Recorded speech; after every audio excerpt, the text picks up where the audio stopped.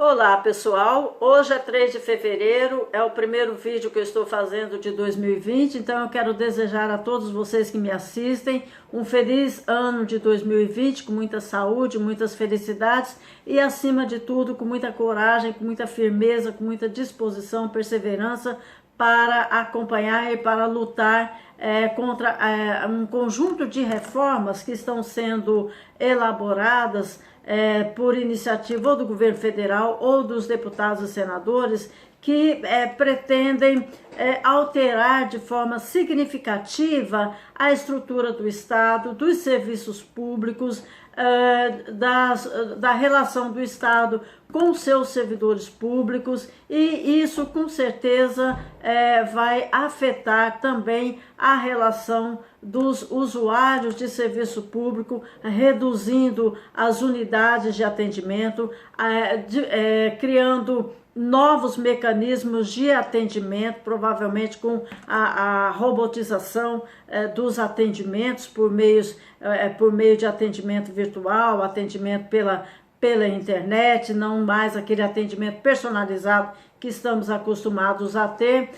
venda de ativos da União, que é a privatização, né? Privatização de setores estratégicos, como se pretende dos Correios, até da Caixa Econômica Federal, enfim, que a gente tem que estar atentos e se posicionar, se inteirar do que está acontecendo, porque é patrimônio dos brasileiros e que a gente deve acompanhar. Uma das medidas que a gente tem que acompanhar com bastante atenção é a PEC 133, que a PEC 133 é uma complementação da reforma da Previdência. Essa PEC 133 pretende que os servidores dos estados, Distrito Federal e município sejam inseridos no contexto da modificação das regras de aposentadoria e de concessão de pensão, nos mesmos moldes que foram atingidos os servidores públicos federais. E além desse aspecto, há outros dispositivos que estão sendo alterados pela PEC 133, que a gente nem sabe quais são as consequências dessas alterações, porque, por exemplo, uma alteração que eu reputo das mais controversas é o incidente de prevenção de litigiosidade, que está previsto na PEC 133, que vai alterar o Código de Processo Civil, inclusive na questão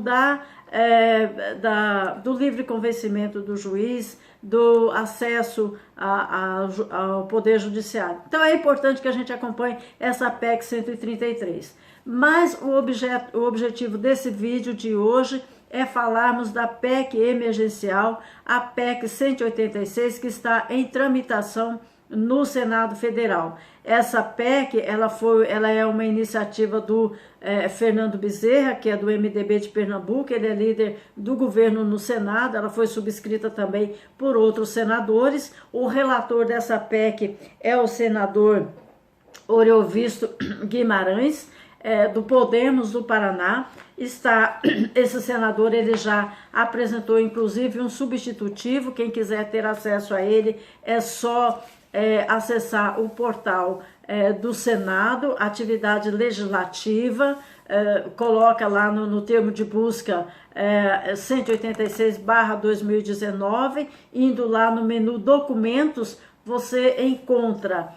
na seção do dia 10 de dezembro o relatório do senador Oriovisto Guimarães, e na página 32, exatamente esse texto substitutivo à proposta original do senador Fernando Bezerra. Qual que é o propósito dessa PEC 186? É reduzir o endividamento da União, Estados, Distrito Federal e municípios, por meio da limitação de operações de crédito, e também acelerar o crescimento do PIB nacional, aprofundando as medidas que já foram determinadas pela Emenda Constitucional número 95/2016, que estabeleceu um teto para os gastos públicos. Essas medidas previstas na PEC 186 tem como foco principal a redução de despesas obrigatórias dos entes da federação, em especial as despesas com folha de pagamento do pessoal ativo, inativo e pensionistas de todas as esferas do governo, mas também há dispositivos com vistas à revisão ou redução dos incentivos fiscais que são concedidos a setores da economia, da atividade econômica, que são os industriais, empresários da área de serviços e do agronegócio, fazendo a revisão, inclusive, dos incentivos fiscais que já foram concedidos. Essa PEC 186, ela tem a estrutura própria de uma PEC alongada, ela tem 7 artigos, mas inúmeros incisos nesses artigos, e o primeiro artigo altera diversos artigos do texto principal da Constituição Federal, entre eles o artigo 37, inciso 15, artigo 39, artigo 93, 95, 128, que fala de servidores públicos, também de magistrados e membros do Ministério Público. Ela altera também dispositivos da elaboração de lei orçamentária, que estão lá nos artigos 165, 166, 167, 169, também volta a tratar da questão do PIS/PASEP, aqui no artigo 239, está criando o artigo 3º, aliás, alterando o artigo 3º, no sentido de estabelecer que os trabalhadores que têm direito ao abono, ao 14º salário, né, são aqueles que ganham até 2 salários mínimos, remuneração mensal 2 salários mínimos, hoje eles têm direito a, uma vez por ano, um abono do valor equivalente a 1 salário mínimo. Pela alteração que se pretende para o artigo 3º, esse abono não tem um valor definido, então não se sabe se esse valor do abono anual vai ser correspondente a 1 salário mínimo ou se vai ser menor. Então são alterações que estão sendo propostas nessa PEC 186, assuntos que foram rechaçados lá na PEC 06 e que volta agora na PEC 136, por isso que é importante estarmos sempre atentos a essas medidas que estão em discussão no Congresso Nacional. Aí temos o artigo 2º, que altera o artigo 111 do ato das disposições constitucionais transitórias, e do artigo 3º em diante são disposições transitórias da própria PEC 186.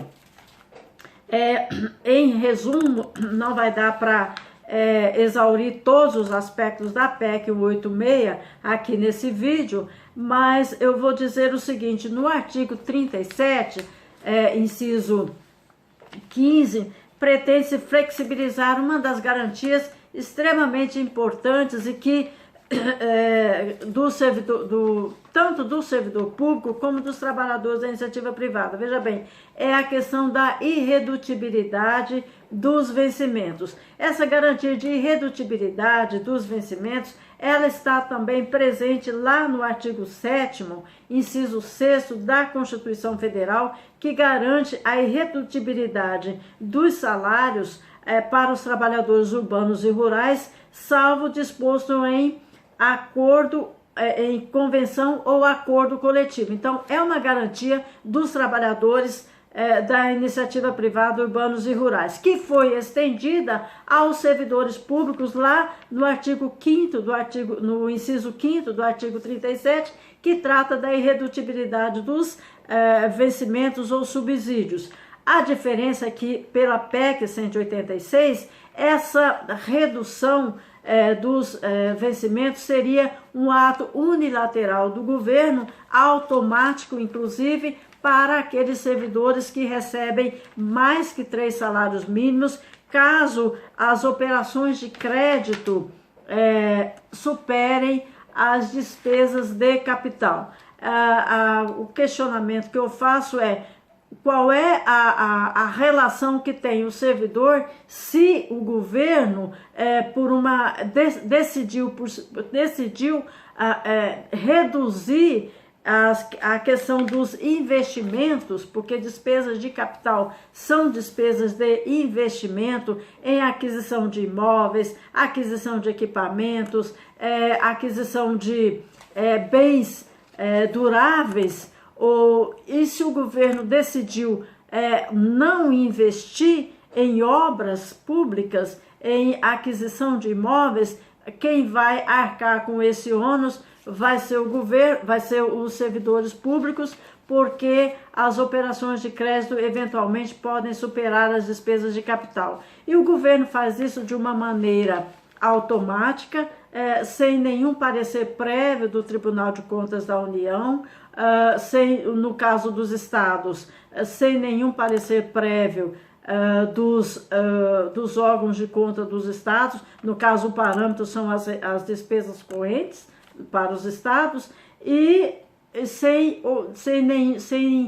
observância do princípio do contraditório, tão presente na Constituição Federal, lá no seu artigo 5º.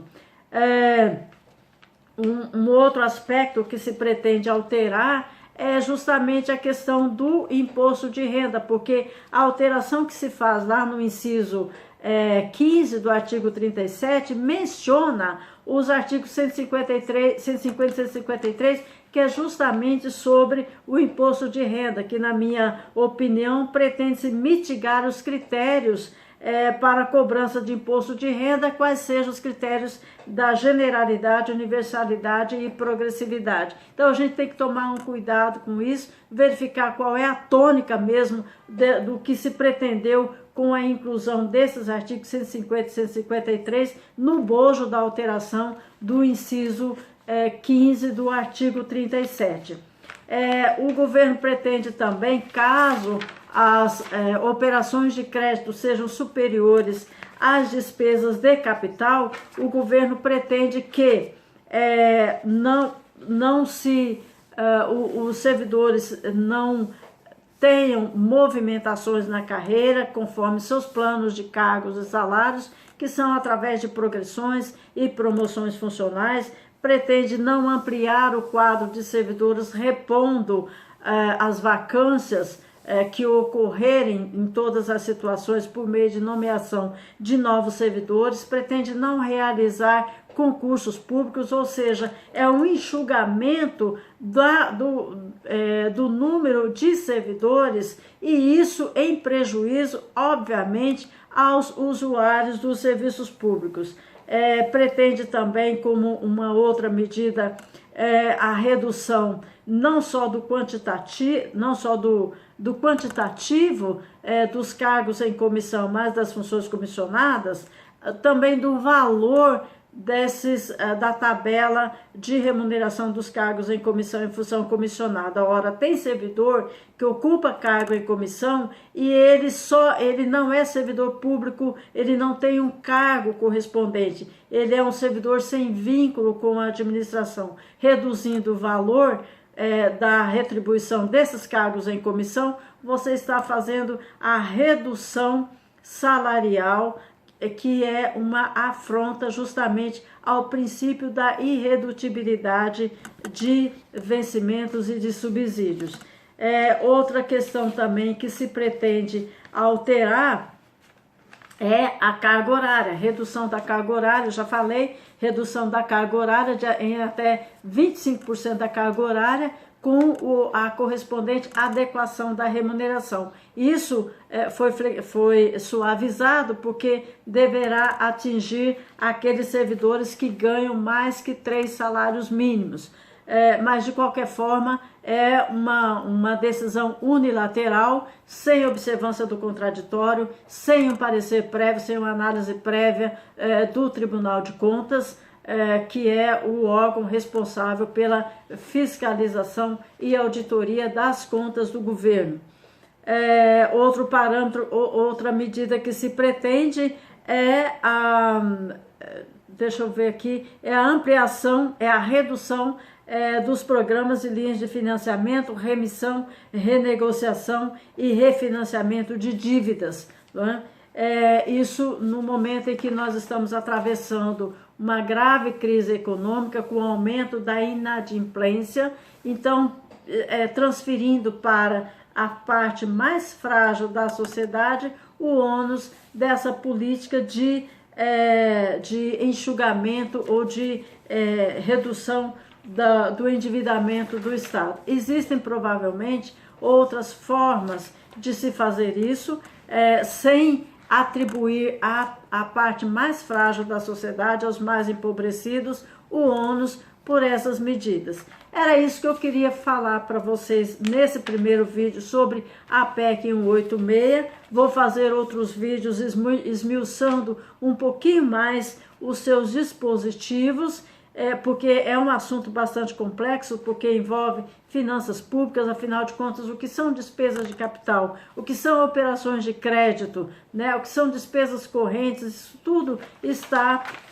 explícito no texto da PEC 186 e que a gente precisa conversar, a gente precisa entender melhor. Espero que vocês tenham gostado, gostaria que vocês